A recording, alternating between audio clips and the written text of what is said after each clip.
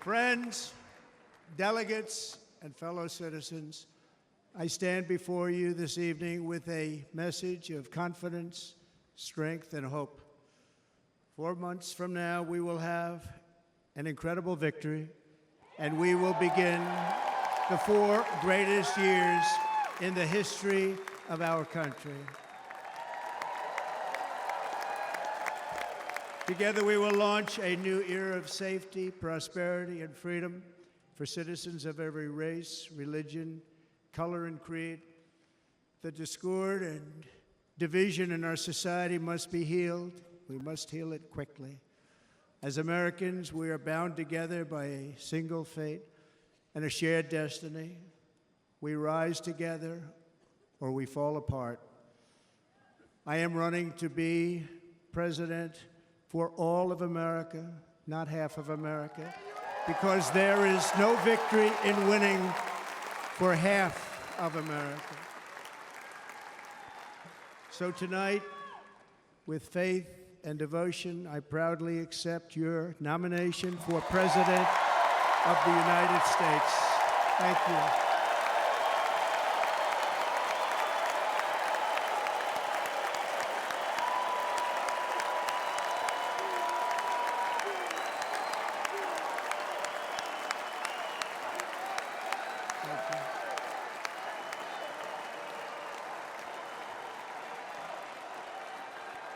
Thank you very much.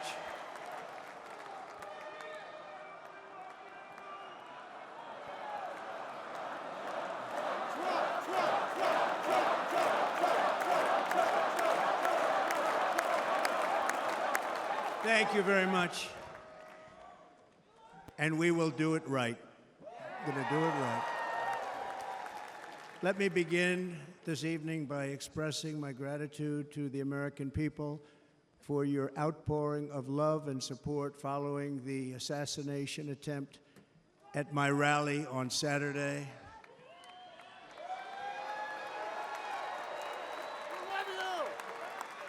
As you already know, the assassin's bullet came within a quarter of an inch of taking my life. So many people have asked me, what happened? Tell us what happened, please.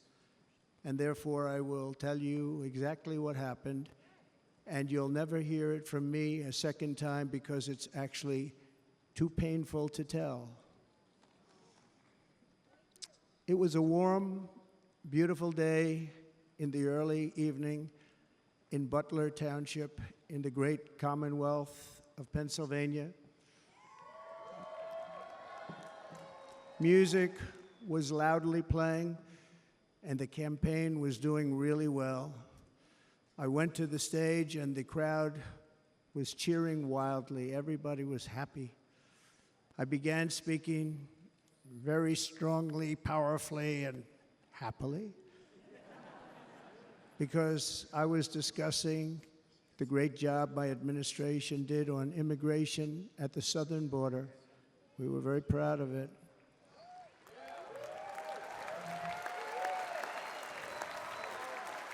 Behind me and to the right was a large screen that was displaying a chart of border crossings under my leadership.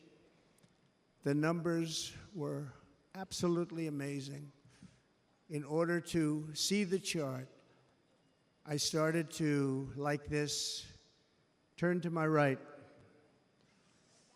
and was ready to begin a little bit further turn, which I'm very lucky I didn't do, when I heard a loud whizzing sound and felt something hit me really, really hard on my right ear. I said to myself, wow, what was that? It can only be a bullet. And moved my right hand to my ear, brought it down. My hand was covered with blood, just absolutely blood all over the place. I immediately knew it was very serious, that we were under attack, and in one movement proceeded to drop to the ground. Bullets were continuing to fly, as very brave Secret Service agents rushed to the stage, and they really did. They rushed to the stage.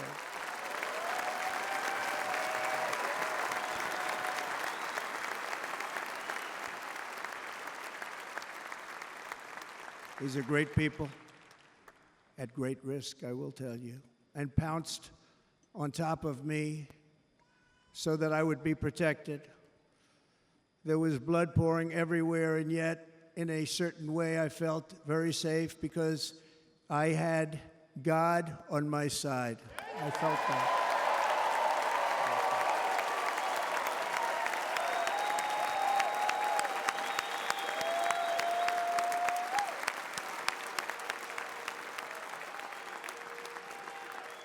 The amazing thing is that prior to the shot, if I had not moved my head at that very last instant, the assassin's bullet would have perfectly hit its mark, and I would not be here tonight. We would not be together. The most incredible aspect of what took place on that terrible evening in the fading sun was actually seen later. In almost all cases, as you probably know, and when even a single bullet is fired, just a single bullet, and we had many bullets that were being fired, crowds run for the exits or stampede, but not in this case. It's very unusual.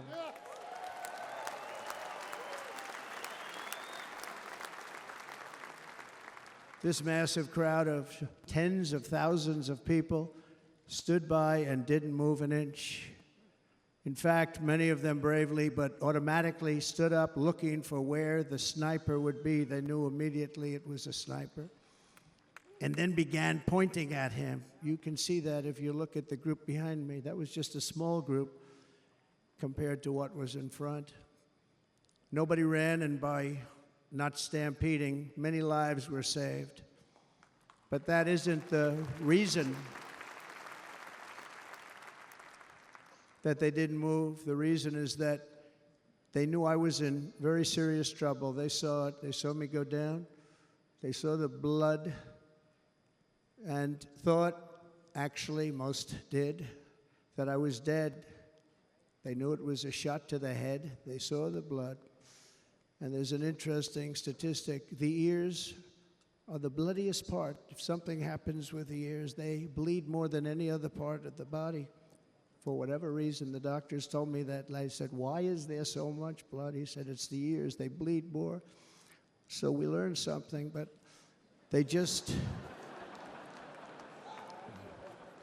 this beautiful crowd, they didn't want to leave me. They knew I was in trouble. They didn't want to leave me. And you can see that love written all over their faces. Incredible people. They're incredible people. Bullets were flying over us, yet I felt serene. But now the Secret Service agents were putting themselves in peril. They were in very dangerous territory. Bullets were flying right over them, missing them by a very small amount of inches. And then it all stopped.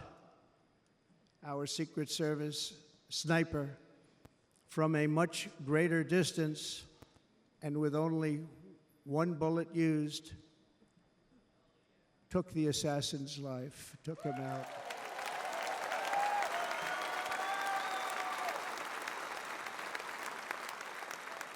I'm not supposed to be here tonight.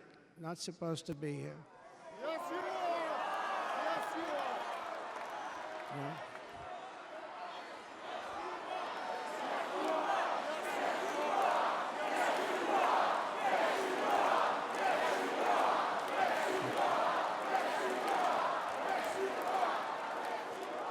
Thank you.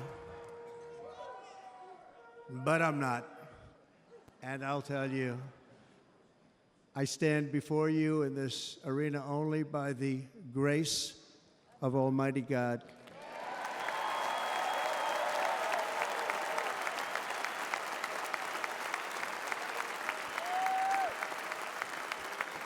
In watching the reports over the last few days, many people say it was a providential moment.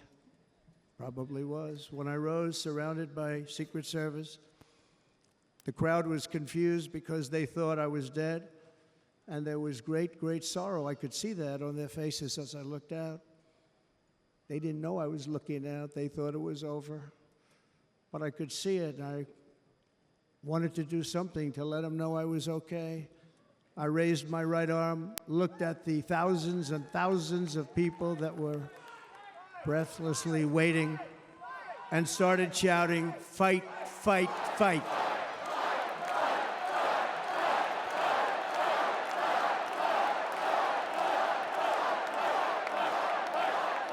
Thank you.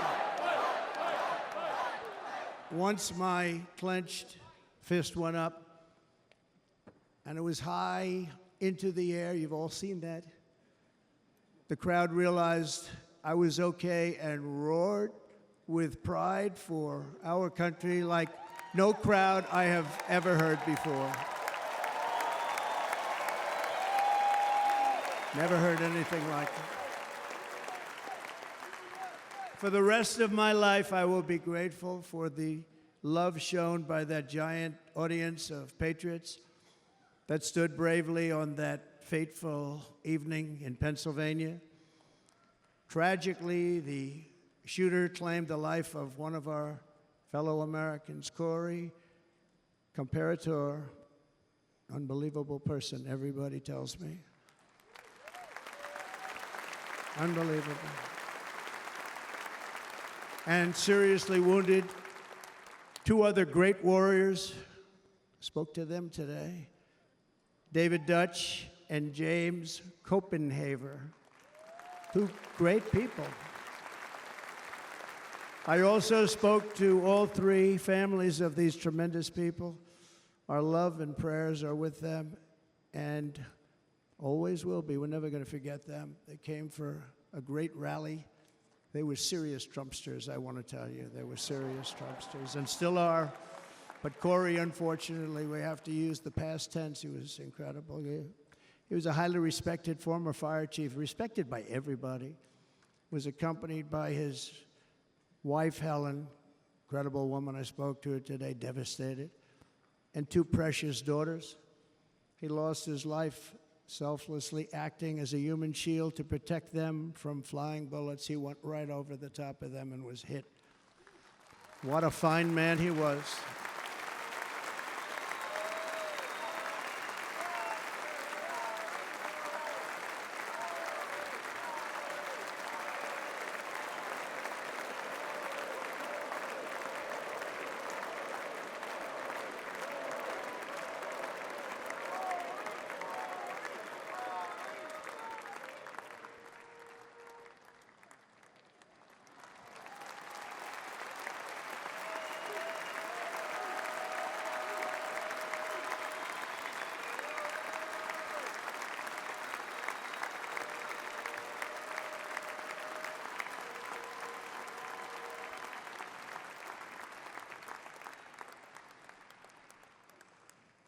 I want to thank the fire department and the family for sending his helmet, his outfit, and it was just something, and they're going to do something very special when they get it. But we did something which cannot match what happened, not even close.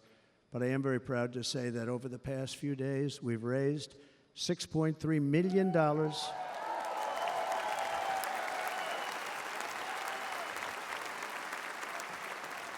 for the families of David, James, and Corey, including from a friend of mine, just called up. He sent me a check right here. I just got it.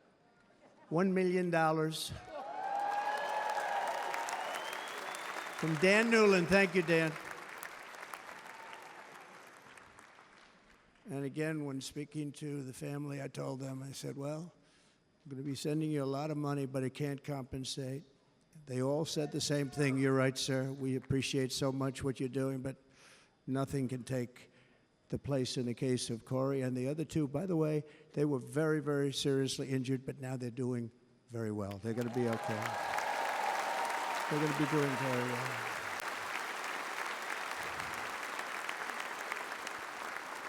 They're warriors. So now I ask that we observe a moment of silence in honor of our friend Corey.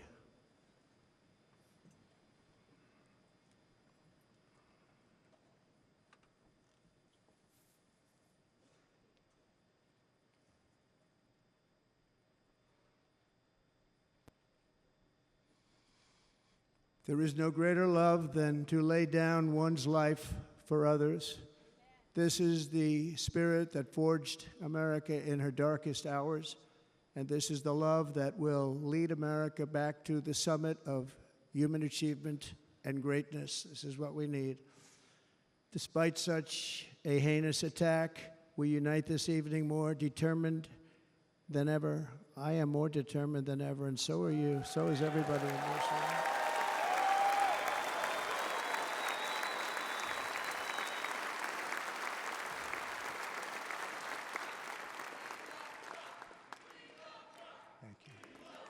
Thank you very much.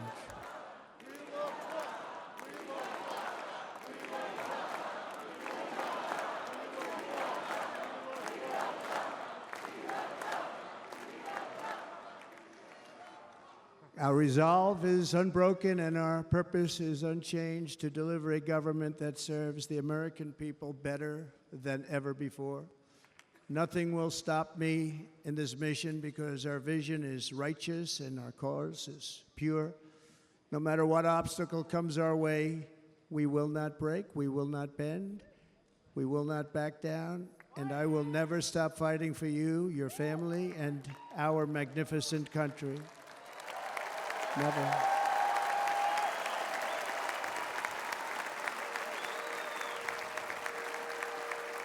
And everything I have to give with all of the energy and fight in my heart and soul, I pledge to our nation tonight. Thank you very much. I pledge that to our nation. We're going to turn our nation around, and we're going to do it very quickly. Thank you.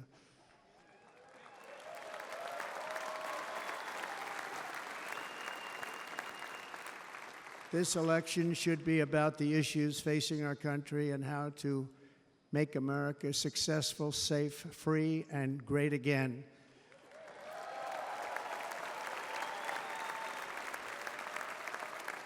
In an age when our politics too often divide us, now is the time to remember that we are all fellow citizens. We are one nation under God, indivisible, with liberty and justice for all.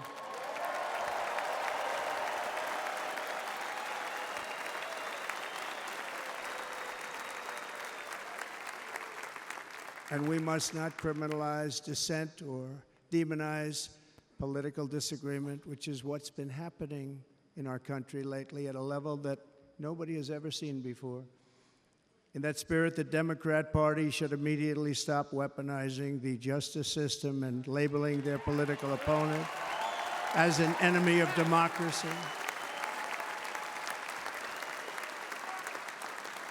Especially since that is not true. In fact, I am the one saving democracy for the people of our country.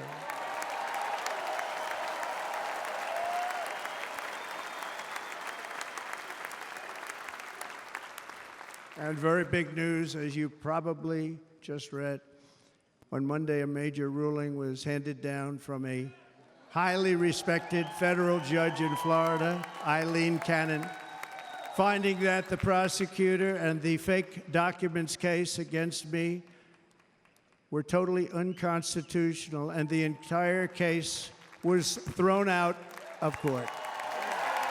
With all of that publicity, thrown out of court. If Democrats want to unify our country, they should drop these partisan witch hunts, which I have been going through for approximately 8 years. And they should do that without delay and allow an election to proceed that is worthy of our people. We're going to win it anyway, but worthy of our people.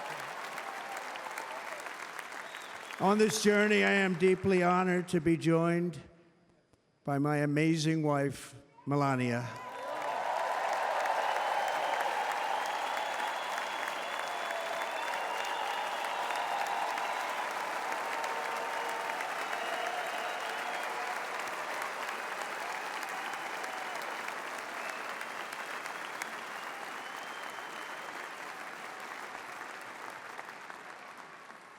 And Melania, thank you very much. You also did something really beautiful, a letter to America calling for national unity, and it really took the Republican Party by surprise. I will tell you, it was beautiful.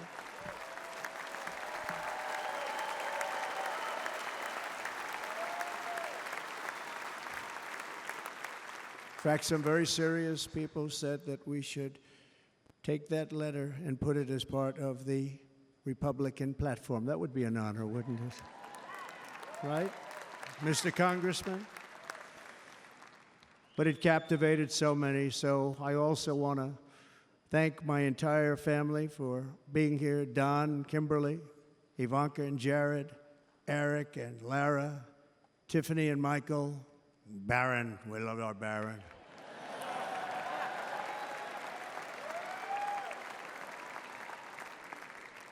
And of course, my 10 wonderful grandchildren. You saw a few of them up there on my lap before.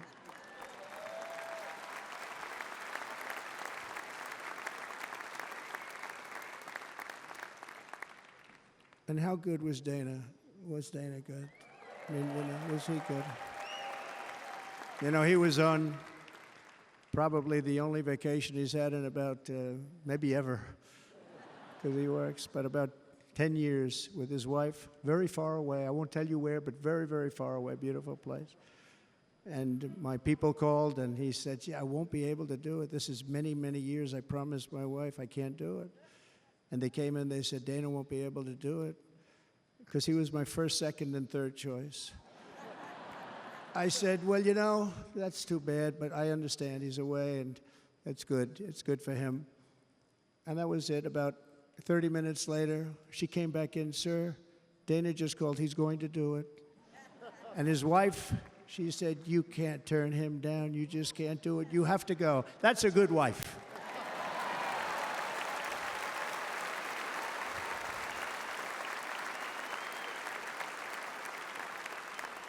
So he got on a plane. He got here a little while ago. Now he's going to get on the plane in a little while, and he's going to go back home to his wife. But they're great, and I just want to thank her and him and their whole family, because that's not easy. And Kid Rock, same thing.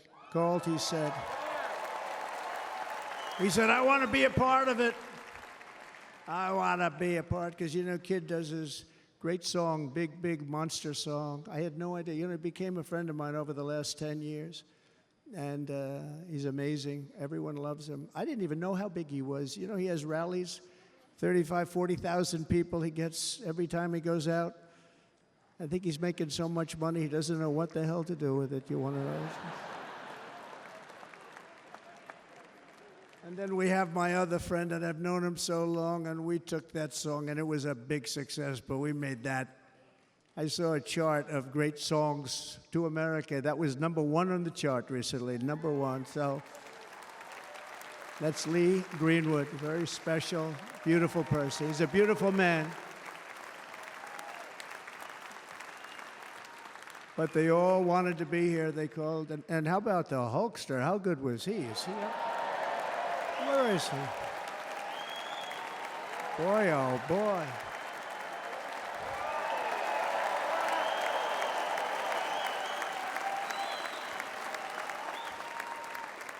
You know, they may call that entertainment. I know about entertainment, but when he used to lift a 350-pound man over his shoulders and then bench press him 2 rows into the audience, I say, maybe entertainment, but he is one strong son of a gun. I will tell you, I watched it many times. There aren't a lot of entertainers that can do that, right? You were fantastic. Thank you very much. Followed by Eric. What was that all about? Boy, that was good. I didn't want to really come up here. But he was so great, and he's such a good young man. He went through a lot of trouble, and Don last night was incredible. They went through so much trouble. They got subpoenaed more than any people probably in the history of the United States. Every week they get another subpoena from the Democrats, crazy Nancy Pelosi, the whole thing, just boom, boom, boom. They've got to stop that, because they're destroying our country. We have to work on making America great again, not on beating people. And we won. We beat them in all. We beat them on the impeachments. We beat them on indictments. We beat them. But the time that you have to spend, if they would devote that genius to helping our country, we'd have a much stronger and better country.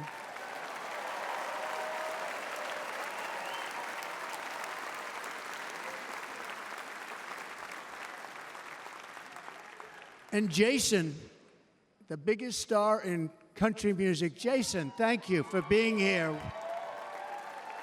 Jason, thank you very much. Jason Aldean, he's good. I like his wife even better, by the way. She's here. Thank you, Jason. But I'm thrilled to have a new friend and partner fighting by my side. The next Vice President of the United States, the current Senator from Ohio, JD Vance, and his incredible wife, Usha.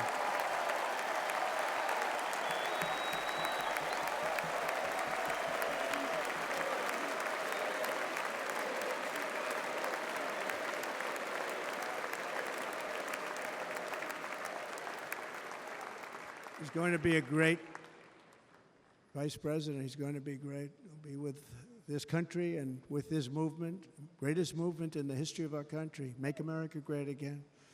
When they criticize it, they say, we're going to try and stop MAGA. I said, MAGA is Make America Great Again. What are you going to stop? There's nothing to stop. Then they say, oh, that's right. It's very tough to fight it. And all of the people that did try and fight it have failed. But he's going to be with us for a long time, and it was an honor to select him. Great student at Yale. His wife was a great student at Yale. They met at Yale. These are two smart people. So, JD, you're going to be doing this for a long time. Enjoy the ride.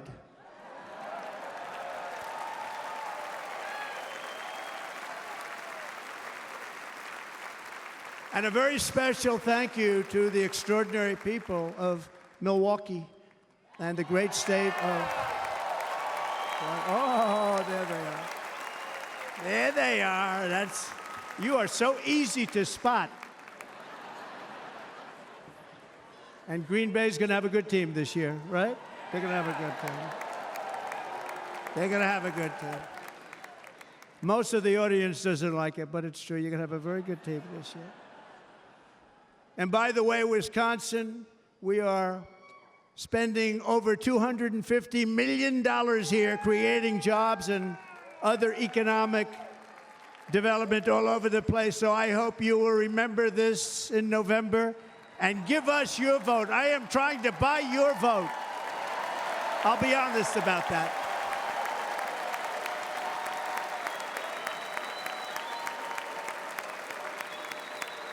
And I promise we will make Wisconsin great again. We're going to make it.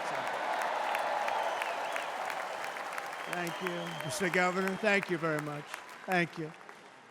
I'm here tonight to lay out a vision for the whole nation, to every citizen, whether you're a young or old man or woman, Democrat, Republican, or independent, black or white, Asian or Hispanic. I extend to you a hand of loyalty and of friendship. Together we will lead America to new heights of greatness like the world has never seen before. We were right there in the first term. We got hit with COVID. We did a great job. Nobody knew what it was, but nobody's ever seen an economy pre-COVID. And then we handed over a stock market that was substantially higher than just prior to COVID. Coming in, did a great job. Never got credit for that. We got credit for the war and defeating ISIS and so many things, the great economy, the biggest tax cuts ever, the biggest regulation cuts ever, the creation of Space Force, the rebuilding of our military. We did so much. We did so much. Right to try. Right to try is a big deal. We got right to try. They were trying to get that for 52 years. Somebody's terminally ill. And hopefully there's nobody in this audience, but it does happen a lot. They're terminally ill and they can't use our new space-age drugs and other things that we are way ahead. We have the greatest doctors in the world, the greatest laboratories in the world, and you can't do it. They've been trying to get that approved for 52 years. Wasn't that easy? The insurance companies didn't want to do it. They didn't want the risk. The labs didn't want to do it because if it didn't work, people are pretty far down the line toward death. They didn't want to do it. The doctors didn't want to have it on their records, so I got everybody into an office. 52 years they tried. Sounds simple, but it's not. And I got them to agree that somebody that needs it will, instead of going to Asia, Europe, or someplace, or if you have no money, going home and dying, just die. We got them to sign an agreement, agree to it, where they're not going to sue anybody. They're going to get all of this stuff. They're going to get it really fast. And what's happened is we're saving thousands and thousands of lives. It's incredible. Right to try. It's a great feeling. Under our leadership, the United States will be respected again. No nation will question our power. No enemy will doubt our might. Our borders will be totally secure. Our economy will soar. We will return law and order to our streets, patriotism to our schools, and importantly, we will restore peace, stability, and harmony all throughout the world. But to achieve this future, we must first rescue our nation from failed and even incompetent leadership. We have totally incompetent leadership. This will be the most important election in the history of our country. Under the current administration, we are indeed a nation in decline. We have an inflation crisis that is making life unaffordable, ravaging the incomes of working and low-income families, and crushing, just simply crushing our people like never before. They've never seen anything like it. We also have an illegal immigration crisis, and it's taking place right now as we sit here in this beautiful arena. It's a massive invasion at our southern border that has spread misery, crime, poverty, disease, and destruction to communities all across our land. Nobody's ever seen anything like it. Then there's an international crisis, the likes of which the world has seldom been part of. Nobody can believe what's happening. War is now raging in Europe and the Middle East. A growing specter of conflict hangs over Taiwan, Korea, the Philippines, and all of Asia. And our planet is teetering on the edge of World War III. And this will be a war like no other war because of weaponry. The weapons are no longer army tanks going back and forth shooting at each other. These weapons are obliteration. It's time for a change. This administration can't come close to solving the problems. We're dealing with very tough, very fierce people. They're fierce people. And we don't have fierce people. We have people that are a lot less than fierce, except when it comes to cheating on elections and a couple of other things. Then they're fierce. Then they're fierce.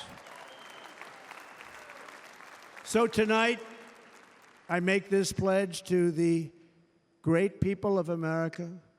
I will end the devastating inflation crisis immediately, bring down interest rates, and lower the cost of energy. We will drill, baby, drill.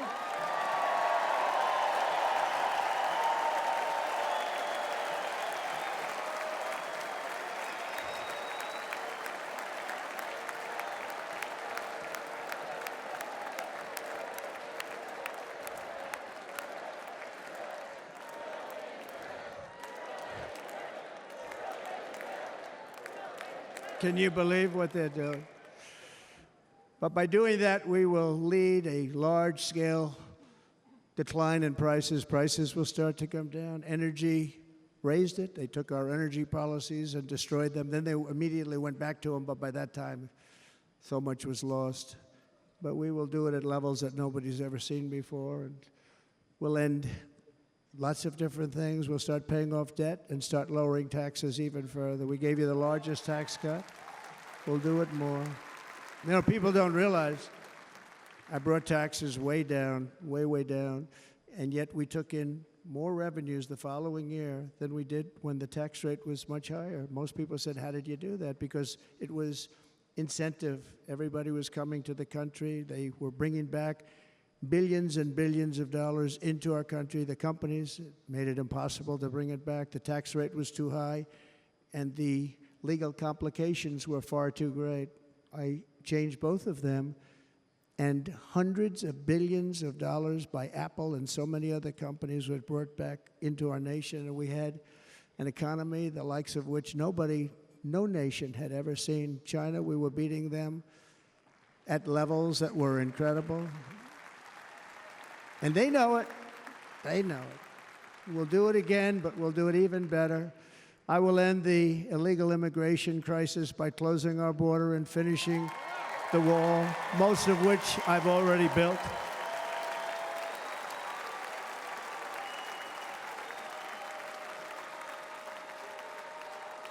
On the wall, we were dealing with a very difficult Congress.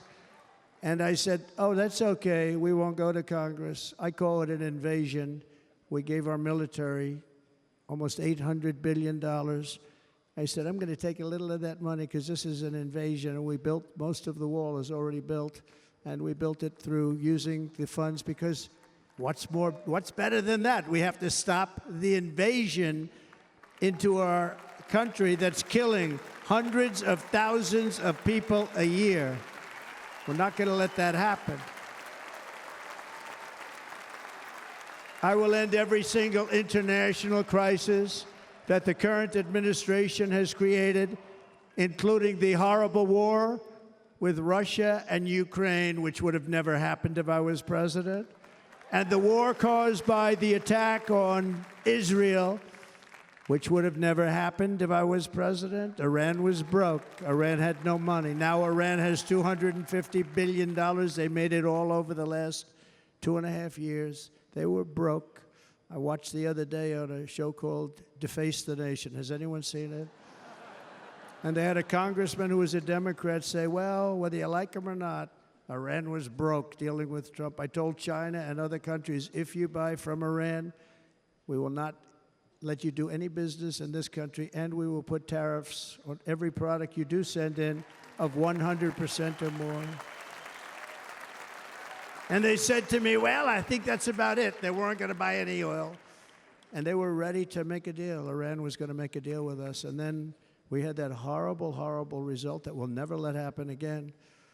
The election result, we're never going to let that happen again. They used COVID to cheat. We're never going to let it happen again.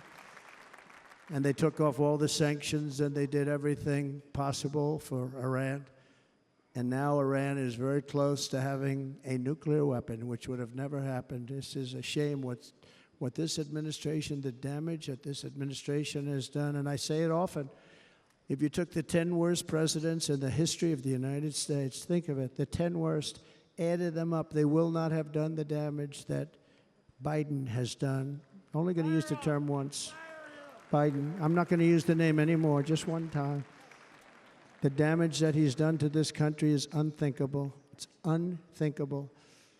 Together we will restore vision, strength, competence, and we're going to have a thing called common sense making most of our decisions, actually. It's all common sense.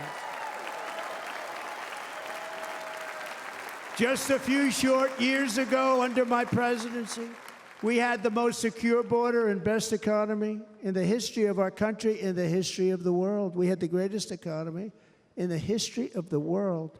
We had never done anything like it.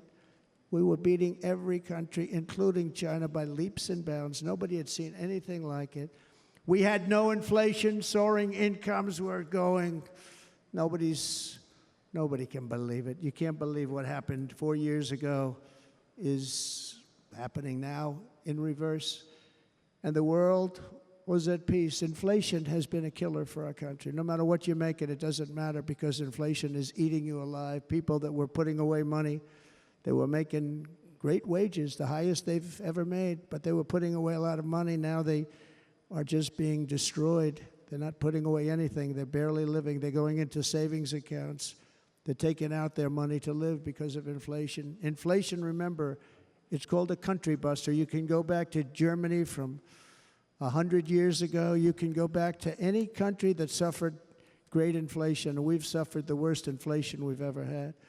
But go back and see what's happened to those countries. We've had the worst inflation we've ever had under this person. But in less than 4 years, our opponents have turned incredible success into unparalleled tragedy and failure. It's been a tremendous failure. Today, our cities are flooded with illegal aliens. Americans are being squeezed out of the labor force, and their jobs are taken. And by the way, you know who's taking the jobs that are created? 107% of those jobs are taken by illegal aliens. And you know who's being hurt the most by millions of people pouring into our country? The black population and the Hispanic population, because they're taking the jobs from our black population, our Hispanic population, and they're also taking them from unions. The unions are suffering because of it. Thank you. Thank you. I like you too. Thank you very much. Inflation has wiped out the life savings of our citizens and forced the middle class into a state of depression and despair. That's what it is. It's despair and depression. We cannot and will not let this continue. Less than 4 years ago, we were a great nation, and we will soon be a great nation again. We're going to be a great nation again.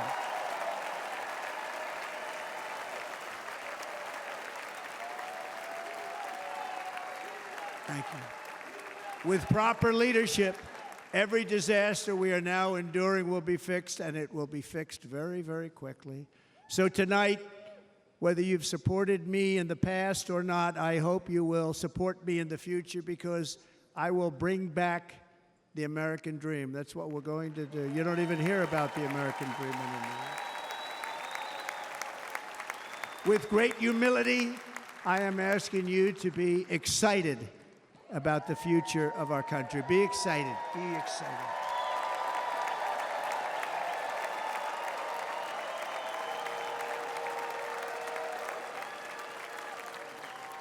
And by the way, the news reports, look at all of those big networks. Look at them. They're all here. But every one of them has said this could be the most organized, best run, and most enthusiastic convention of either party that they've ever seen. Every single one.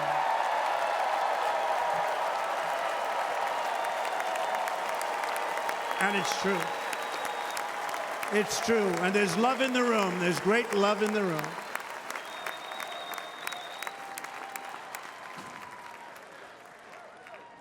So I better finish strong. Otherwise, we'll blow it. And we can't let that happen. Now, this was great. All of the great people that spoke, and everybody hit a home run. I mean, there's not one that I can think of where I said, oh, gee, that wasn't great. Every single person. I refuse to be the only one. Don't do that to me. They're already getting ready. See, I gave them an idea. Now, this was a great convention. This was, I think we're actually going to go home and miss it. You know, usually with a first of all, look at these crowds. You'd never have this at a convention. Look at these crowds.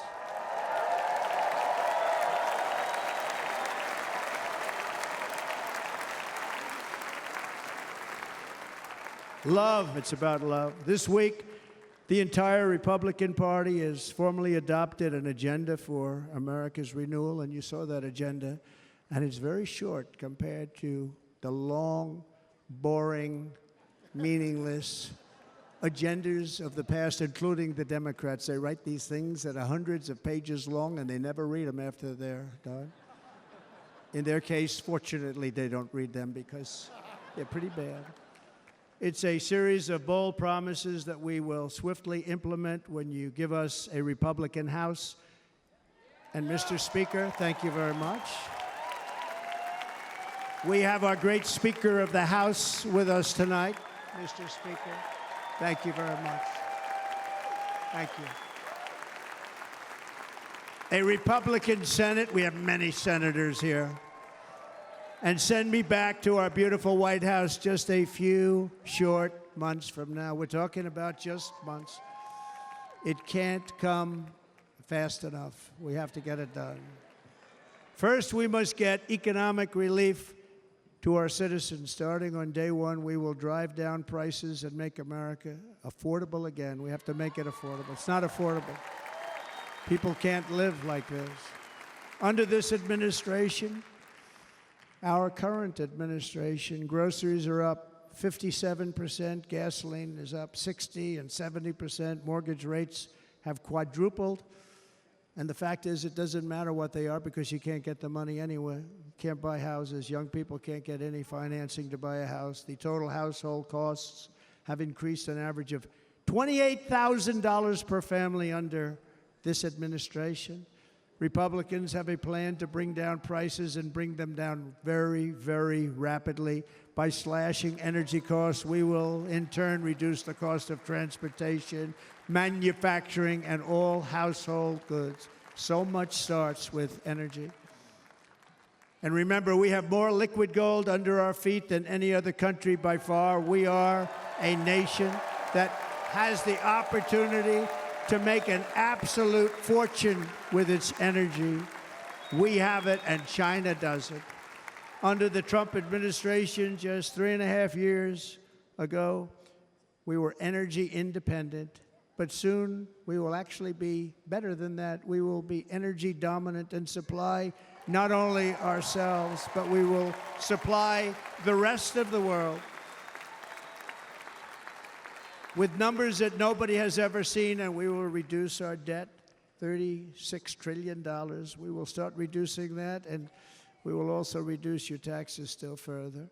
Next, and by the way, they want to raise your taxes 4 times, think of it. And all my life, I grew up watching politicians. I always loved politics. I guess I was on the other side. I'd watch and they were always talking about, we will give you a tax cut. We will give you a tax cut. My whole life, I was watching, I will give you a tax cut, right, Mr. Congressman? That's all they talked about. This is the only administration that said, we're going to raise your taxes by 4 times what you're paying now, and people are supposed to vote for them? I've never heard it. You're paying too much. We're going to reduce your taxes still further. We gave you the biggest one, as I said. We're going to give you more, and it's going to lead to tremendous growth. We want growth in our country. That's what's going to pay off our debt.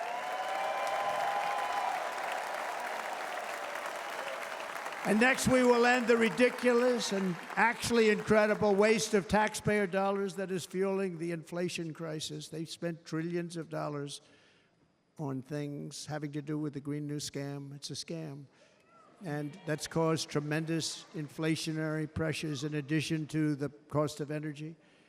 And all of the trillions of dollars that are sitting there not yet spent, we will redirect that money for important projects like roads, bridges, dams, and we will not allow it to be spent on meaningless Green New Scam ideas.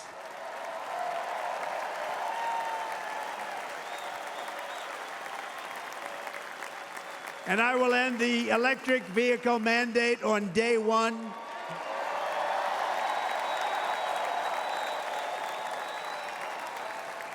Thereby saving the U.S. auto industry from complete obliteration, which is happening right now, and saving U.S. customers thousands and thousands of dollars per car.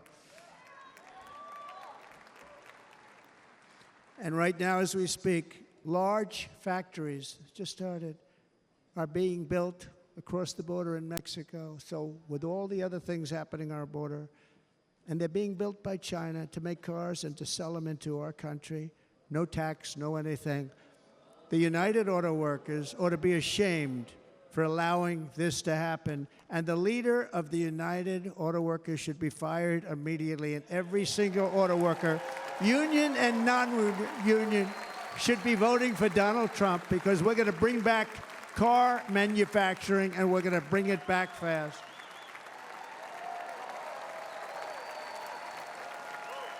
They're building some of the largest auto plants anywhere in the world. Think of it, in the world. And we're going to bring it back. We're going to make them. We don't mind that happening, but those plants are going to be built in the United States, and our people are going to man those plants.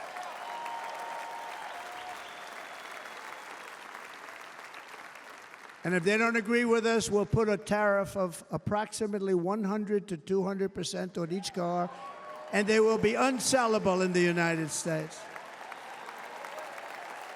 We have long been taken advantage of by other countries. And think of it, oftentimes these other countries are considered so-called allies. They've taken advantage of us for years. We lose jobs, we lose revenue, and they gain everything and wipe out our businesses, wipe out our people. I stopped it for 4 years, I stopped it, and we're really ready to make changes like nobody had seen before. And remember, USMCA, I got rid of NAFTA, the worst trade deal ever made, and replaced it with USMCA, which is, they say, the best trade deal ever made.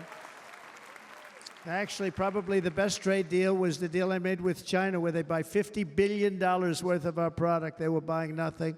They buy $50 billion worth. They had to. But I don't even talk about it because of COVID. I don't even mention it, frankly, because of what happened with the China virus.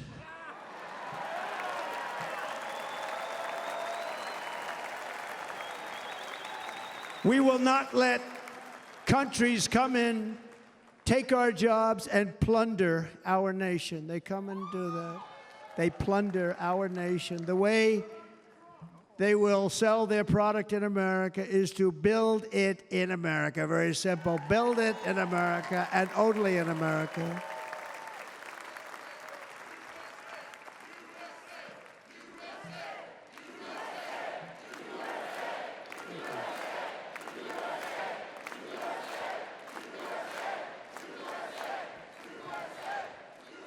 And this very simple formula, and Congress has to go along with us, and they will.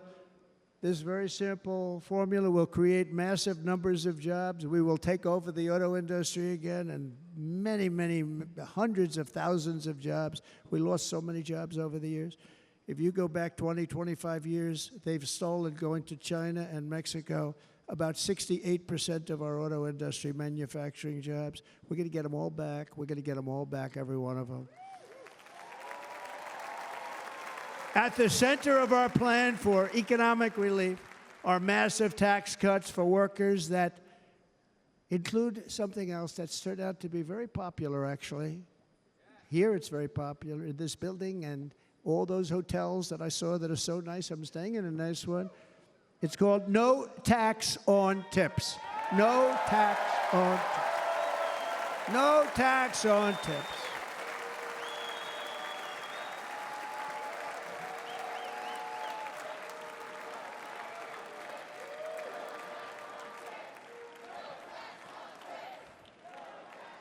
I got that by having dinner recently in Nevada, where we're leading by about 14 points. Hello. I'll see you there very soon, everybody. We're having dinner at a beautiful restaurant in the Trump building on the Strip, and it's a great building, and the waitress comes over. How's everything going? A really nice person. How's everything? Oh, sir, it's so tough. The government's after me all the time on tips, tips, tips. I said, well, they give you cash. Would they be able to find him? She said, actually, and I didn't know this, she said, very little cash is given. It's all put right on the check. And they come in and they take so much of our money, it's just ridiculous, and they don't believe anything we say. And they've just hired, as you know, 88,000 agents to go after him even more. And I said, this shows the level of my, most people go out, they hire consultants, they pay them millions of dollars. But I said to her, let me just ask you a question. Would you be happy if you had no tax on tips? She said, what a great idea. I got my information from a very smart waitress. That's better than spending millions of dollars. And everybody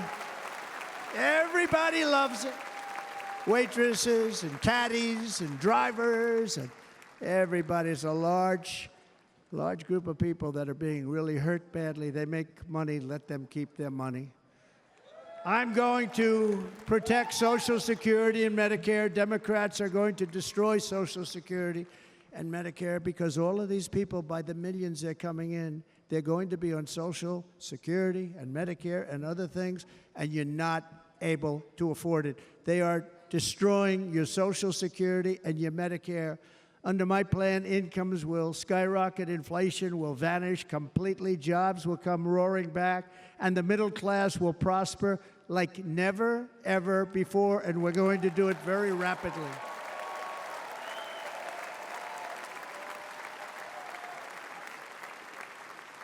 But no hope or dream we have for America can succeed unless we stop the illegal immigrant invasion, the worst that's ever been seen anywhere in the world. There's never been an invasion like this anywhere. Third world countries would fight with sticks and stones not to let this happen.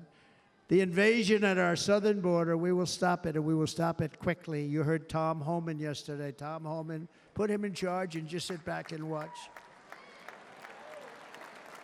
Brandon Judd of Border Patrol, he's incredible. These guys, you know, they really, their job is a lot easier if they don't have to do anything, but they want to. They're patriots. Brandon Judd, Border Patrol, ICE. ICE goes out. You have to see what ICE does with MS-13. You have these are probably the worst gang, and ICE goes in there. And I know a lot of people in these rows here, and they're very tough people, but they don't want to do this job. They'll go into a pack of MS-13 killers. They're the worst, probably the worst gangs in the world. And we have thousands of them. I moved thousands and thousands out in my 4 years. We moved them out, and it was a pleasure. But ICE would go right into a pack of these killers, and you see fists flying, you see everything flying, and then they take them. They put them in a paddy wagon. They take them back, and they get them out of our country. And the other countries weren't accepting them back, and I called up, and I said, tell them that we're not giving them economic aid anymore. And the next day, I got calls from all of these countries that were terminated. Billions of dollars we spend on economic aid to countries that does us, frankly, no good. And the next day, I was called by everybody. I couldn't take all the calls. Sir, what's the problem? I said, you won't take your killers back that you sent in caravans into America. You won't take them back. Well, sir, if you'd like us to, we would give very serious consideration to doing that.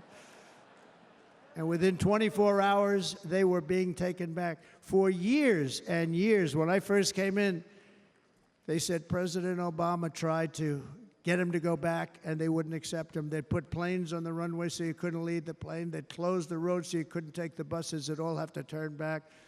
As soon as I said no more economic aid of any kind to any country that does that, they called back and they said, sir, it would be our great honor to take MS-13. We love them very much. We love them very much, sir. We'll take them back. At the heart of the Republican platform is our pledge to end this border nightmare and fully restore the sacred and sovereign borders of the United States of America, and we're going to do that on day one.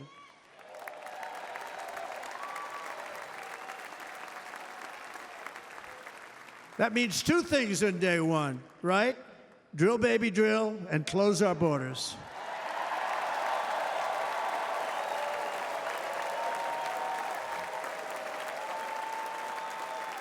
And by the way, and I think everybody as a Republican, as a patriot in this room, and most Democrats, we want people to come into our country, but they have to come into our country legally. Legally. Less than 4 years ago, I handed this administration the strongest border in American history. But you can see on the chart that saved my life, that was the chart that saved my life. I said, look it, I'm so proud of it. I think it's one of the greatest, it was done by the Border Patrol, one of the greatest charts I've ever seen. It showed everything just like that. You know the chart. Oh, there it is. That's pretty good. Wow. Last time I put up that chart, I never really got to look at it. But without that chart, I would not be here today.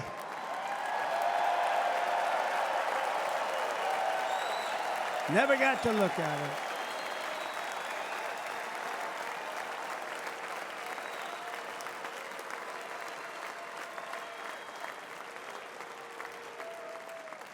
I said, you got to see this chart. I was so proud of it, and by the time I got to there, I never got to see it that day. But I'm seeing it now, and I was very proud. And if you look at the arrow on the bottom, that's the lowest level, the one on the bottom, heavy red arrow. That's the lowest level of illegal immigrants ever to come into our country in recorded history, right there. Right there. And that was my last week in office.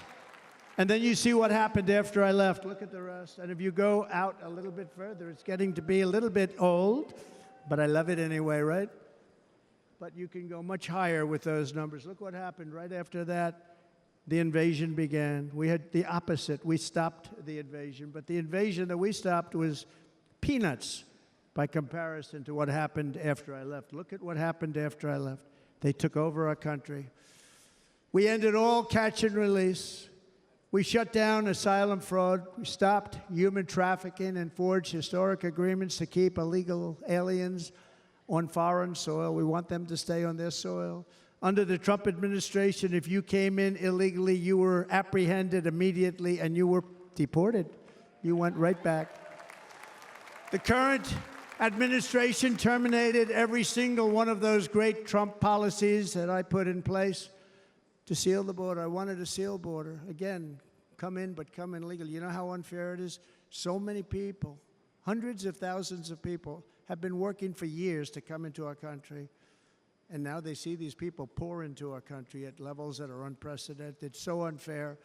And we're not going to do it. We're not going to stand for it. They suspended wall construction, ended remain in Mexico. We had a policy, remain in Mexico. You think that was easy to get from the Mexican government? But I said, you must give it to us. If you don't give it to us, there will be repercussions. And they gave it to us, but not easy. Canceled our Safe Third agreements. Demolished Title 42, implemented nationwide catch and release. That's catch and release, where we catch them and release them into our country. We catch them and release them into Mexico. There's a slight difference. And took 93, this is the previous administration, 93 executive actions to throw open our border to the world. The entire world is pouring into our country because of this very foolish administration. The greatest invasion in history is taking place right here in our country. They are coming in from every corner of the earth, not just from South America, but from Africa, Asia, the Middle East. They're coming from everywhere. They're coming at levels that we've never seen before. It is an invasion indeed, and this administration does absolutely nothing to stop them. They're coming from prisons. They're coming from jails. They're coming from mental institutions and insane asylums. You know, the press is always on me because I say this. Has anyone seen Silence of the Lambs? The late, great Hannibal Lecter. He'd love to have you for dinner. That's insane asylums. They're emptying out their insane asylums. And terrorists are coming in at numbers that we've never seen before. Bad things are going to happen. Meanwhile, our crime rate is going up, while crime statistics all over the world are going down, because they're taking their criminals and they're putting them into our country. A certain country, and I happen to like the president of that country very much, but he's been getting great publicity because he's a wonderful shepherd of the country. He says how well the country's doing because their crime rate is down. And he said he's training all of these rough people. They're rough. He's training them. And I've been reading about this for 2 years. I think, oh, that's wonderful. Let's take a look at it. But then I realized he's not training them. He's sending all of his criminals, his drug dealers, his people that are in jails, he's sending them all to the United States. And he's different in that he doesn't say that. He's trying to convince everybody what a wonderful job he does in running the country. Well, he doesn't do a wonderful job. And by the way, if I ran one of the countries, many countries from all over, I would be worse than any of them. I would have had the place totally emptied out already.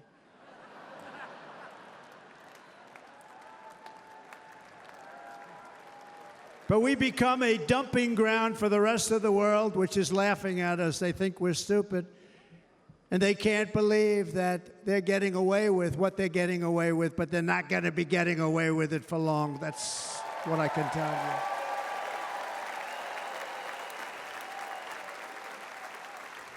you. In Venezuela, Caracas, high crime.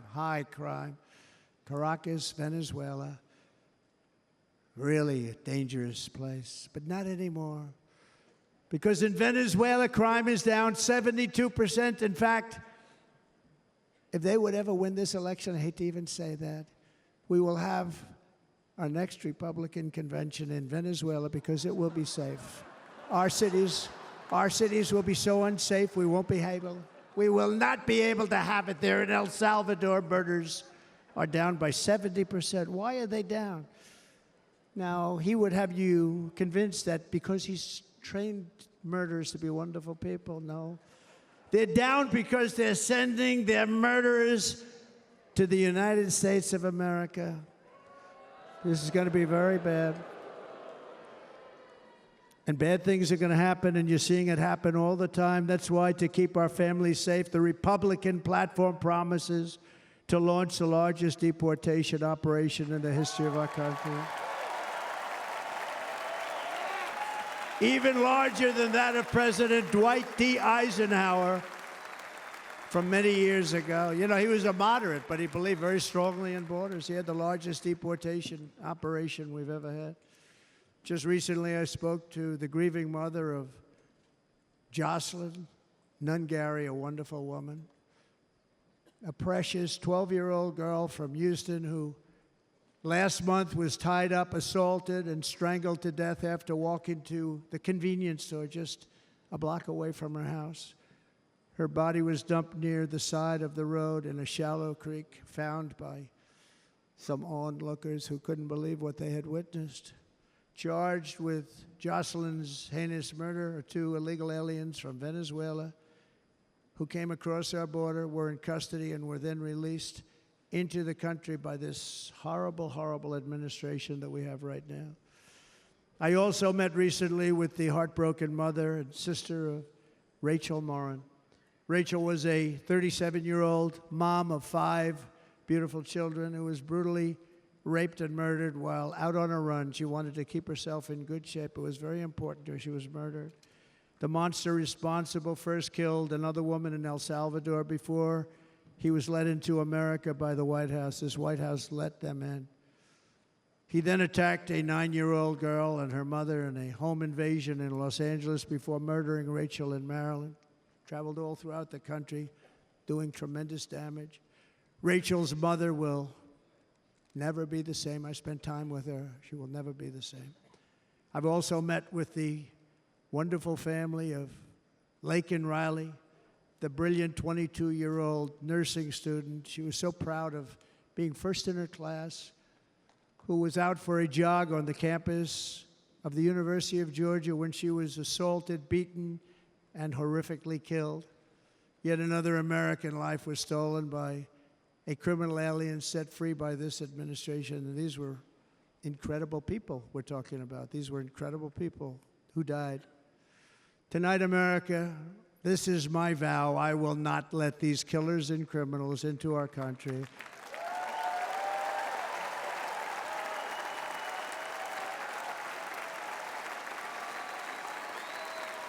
I will keep our sons and daughters safe.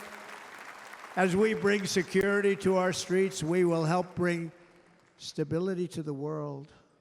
I was the first president in modern times to start no new wars. You know, we were the toughest, we were the most respected. And you saw this. Hungry, strong country, run by a very powerful, tough leader. He's a tough guy. Press doesn't like him because he's tough. And he came out recently. They were asking him at an interview, the whole world is exploding. What's happening? What's going on? Viktor Orban, Prime Minister of Hungary, very tough man. He said, I don't want people coming into my country and blowing up our shopping centers and killing people. But they said to him, tell us what's going wrong, what's happening, what is it? He said, there's only one way you're going to solve it. You got to bring President Trump back to the United States because he kept everybody at bay. He used a word I wouldn't use because I can't use that word, because you'd say it was braggadocious. The press would say he was a braggart. I'm not a braggart. But Viktor Orban said it. He said Russia was afraid of him. China was afraid of him. Everybody was afraid of him. Nothing was going to happen. The whole world was at peace. And now the world is blowing up around us. All of these things that you read about were not going to happen. Under President Bush, Russia invaded Georgia. Under President Obama, Russia took Crimea. Under the current administration, Russia is after all of Ukraine.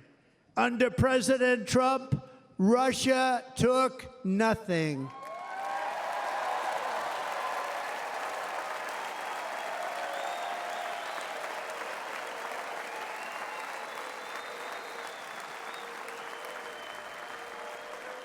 We defeated 100% of ISIS in Syria and Iraq, something that was said to take 5 years, sir. It'll take 5 years, sir.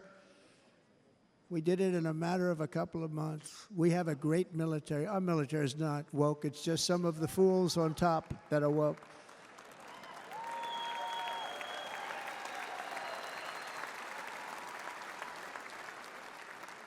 I got along very well. North Korea, Kim Jong-un, I got along very well with him. The press hated when I said that. How could you get along with him? Well, you know, it's nice to get along with somebody who has a lot of nuclear weapons or otherwise, isn't it? See, in the old days, they'd say, that's a wonderful thing. Now they say, how could you possibly do that? But no, I got along with him, and we stopped the missile launches from North Korea. Now North Korea is acting up again, but when we get back, I get along with him. He'd like to see me back, too. I think he misses me, if you want to know the truth. Our opponents inherited a world at peace and turned it into a planet of war. We're in a planet of war.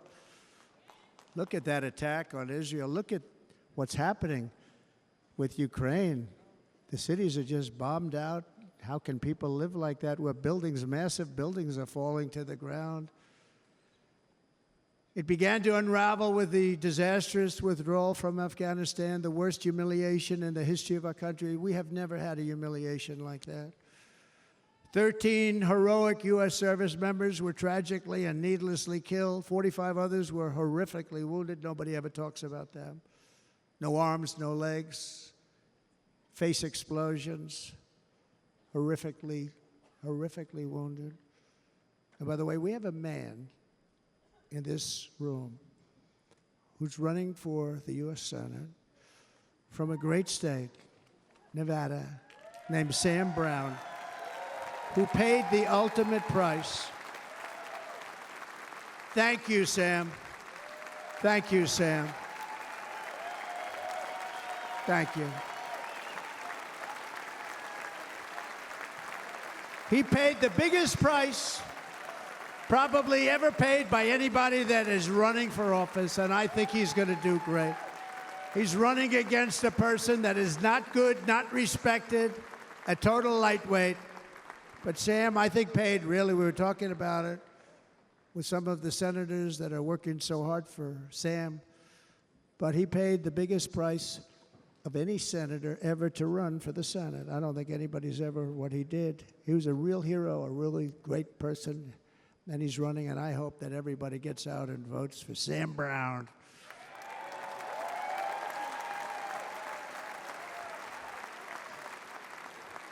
And we also left behind $85 billion worth of military equipment, along with many American citizens were left behind. Many, many American citizens. Emboldened by that disaster, Russia invaded Ukraine. They saw this group of people that were incompetent.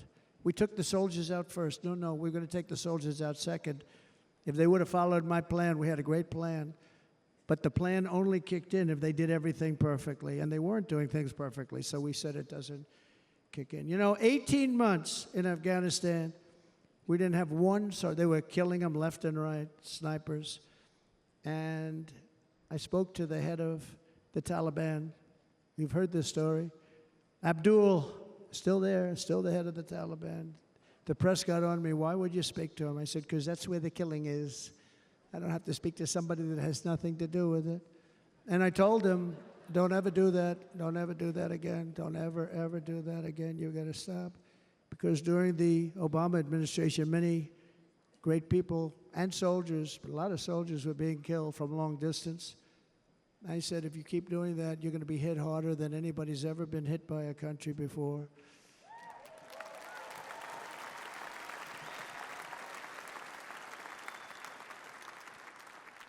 And he said, I understand, Your Excellency. He called me Your Excellency. I wonder if he calls the other guy Your Excellency. I doubt it. The other guy gave him everything. I mean, what kind of a deal was that? He walked out, gave him everything.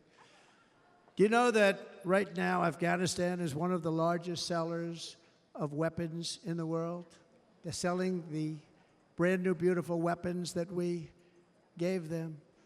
But think of it, he actually said to me, but why do you show me a picture of my home? I said, you'll have to ask your people or one of your wives.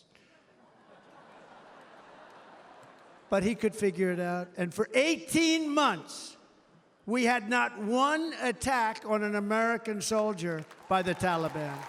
18 months.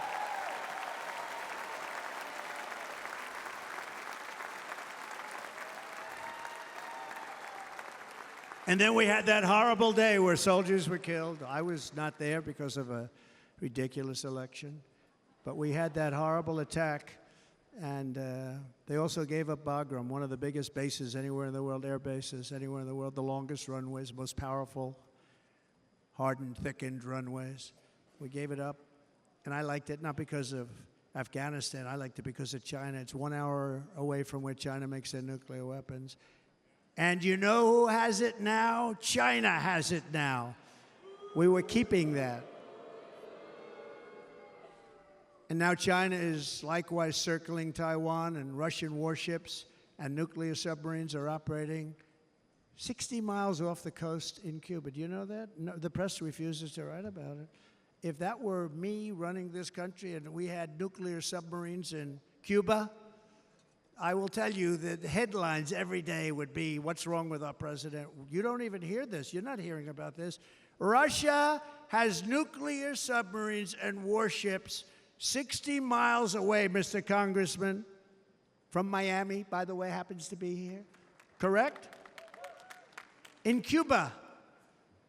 And that would not be stood for if it were somebody else. They don't want to mention it, but now maybe they will.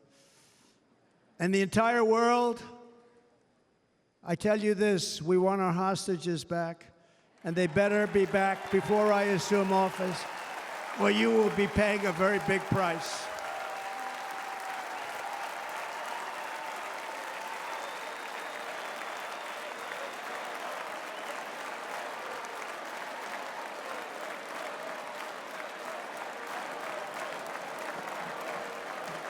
With our victory in November, the years of war, weakness, and chaos will be over. I don't have wars. I had no wars other than ISIS, which I defeated, but that was a war that was started. We had no wars. I could stop wars with a telephone call.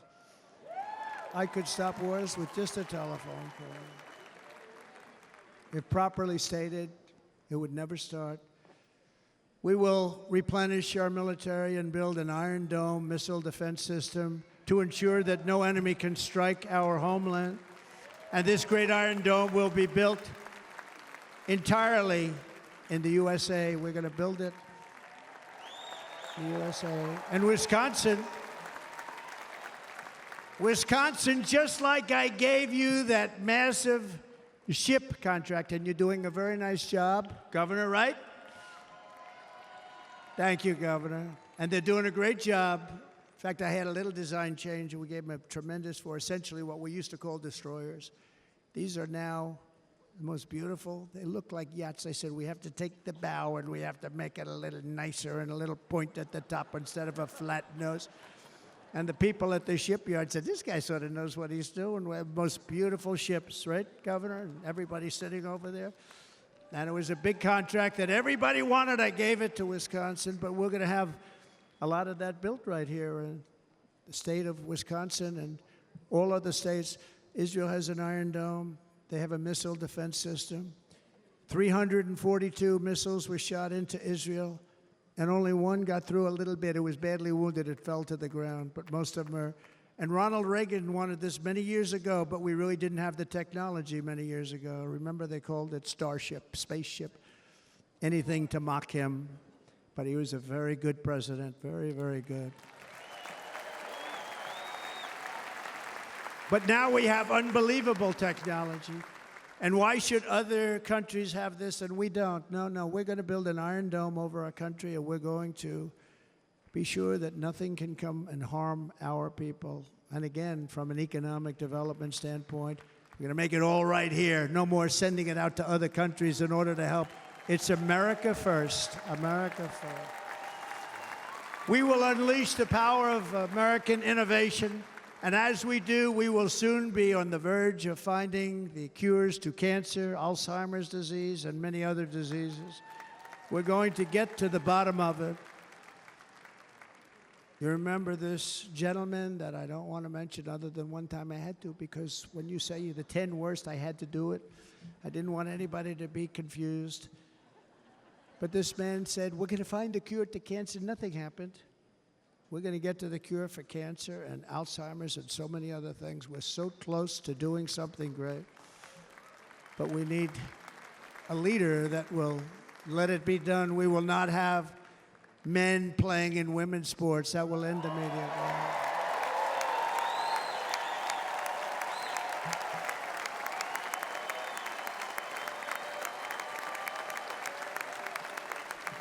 And we will restore and renovate our nation's once great cities, making them safe, clean, and beautiful again.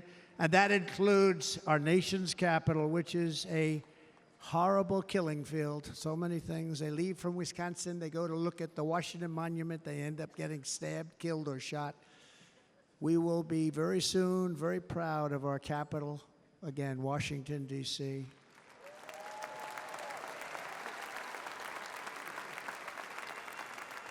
America is on the cusp of a new golden age, but we will have the courage to seize it. We're going to take it. We're going to make it a current. We're going to bring this into a golden age like never seen before. Remember this, China wants to do it. Japan wants to do it. All of these countries want to do it. We have to produce massive amounts of energy if we're going to produce the new. If you look at some of the things that have been done, and some of the things that we're going to do. But AI needs literally twice the electricity that's available now in our country. Can you imagine? But instead, we're spending places where they recharge electric cars. They built 8 chargers at a certain location toward the Midwest. 8 chargers for $9 billion. Think of them as a tank for filling up your gas. Think of it. They spent $9 billion on 8 chargers, 3 of which didn't work. And if you were going to do this all over our country, this crazy electric mandate, if you're going to do this and by the way, I'm all for electric. They have their application. But if somebody wants to buy a gas-powered car, gasoline-powered car, or a hybrid, they're going to be able to do it. And we're going to make that change on day 1.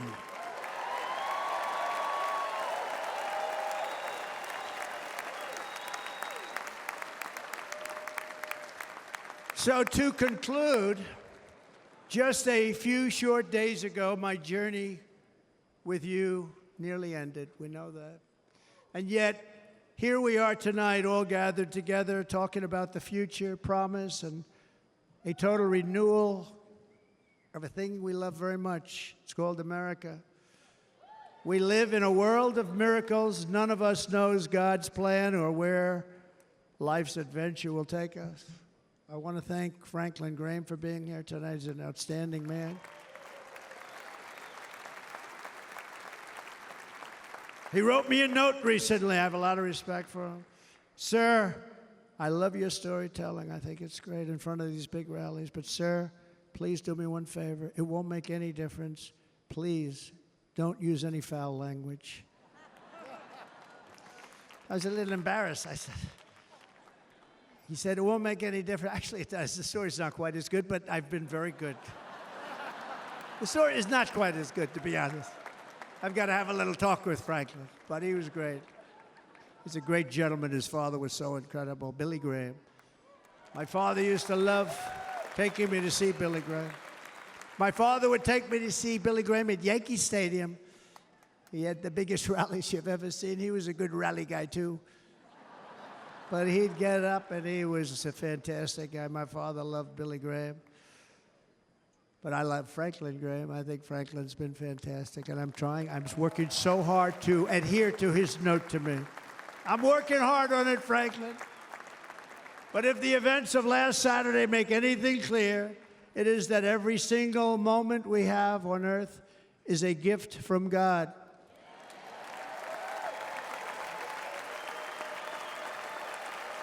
We have to make the most of every day for the people and for the country that we love. The attacker in Pennsylvania wanted to stop our movement, but the truth is the movement has never been about me. It has always been about you. It's your movement. It's the biggest movement in the history of our country by far. Can't be stopped. It can't be stopped. It has always been about the hardworking, patriotic citizens of America. For too long, our nation has settled for too little. We settled for too little. We've given everything to other nations, to other people. You have been told to lower your expectations and to accept less for your families. I am here tonight with the opposite message. Your expectations are not big enough. They're not big enough. It is time to start expecting and demanding the best leadership in the world, leadership that is bold, dynamic, relentless, and fearless. We can do that. We are Americans. Ambition is our heritage. Greatness is our birthright. But as long as our energies are spent fighting each other, our destiny will remain out of reach, and that's not acceptable. We must instead take that energy and use it to realize our country's true potential and write our own thrilling chapter of the American story. We can do it together. We will unite. We are going to come together, and success will bring us together.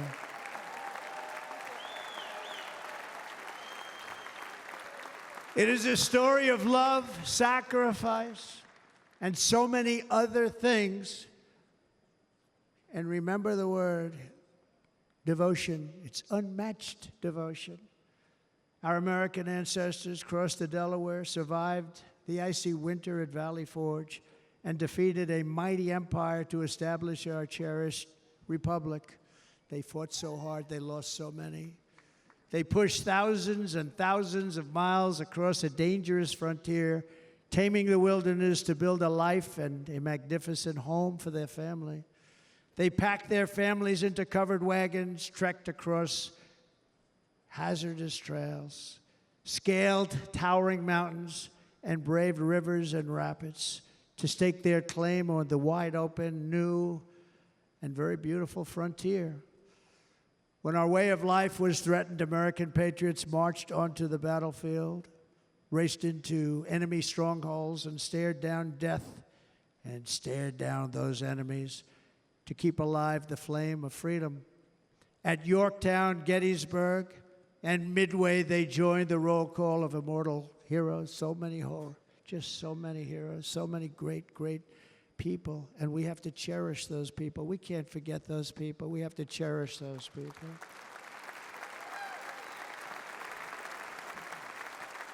And building monuments to those great people is a good thing, not a bad thing. They saved our country. No challenge was too much. No hardship was too great. No enemy was too fierce. Together, these patriots soldiered on and endured, and they prevailed because they had faith in each other, faith in their country, and above all, they had faith in their God.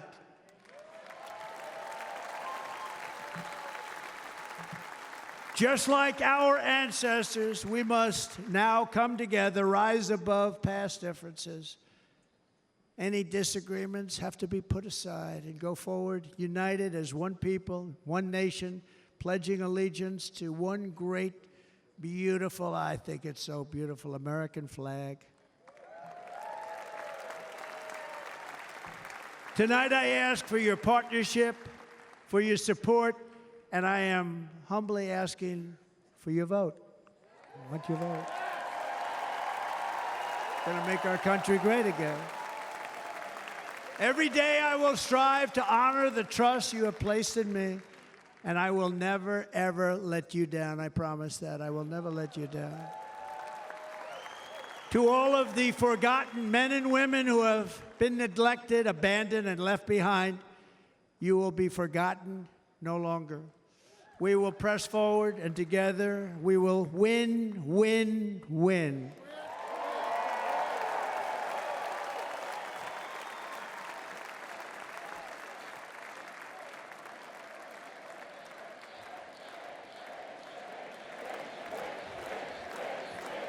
Win, win, win, win, win, win.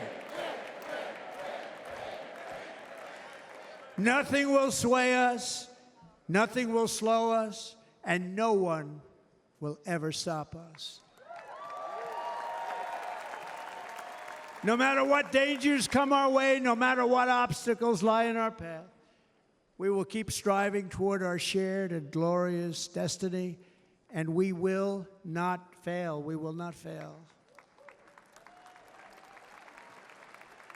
Together, we will save this country, we will restore the republic, and we will usher in the rich and wonderful tomorrows that our people so truly deserve.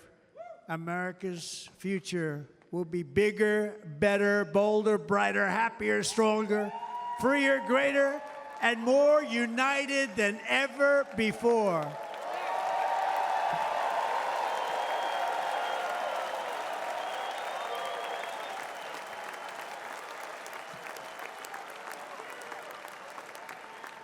And quite simply put, we will very quickly make America great again. Thank you very much. Thank you very much, Wisconsin. God bless you.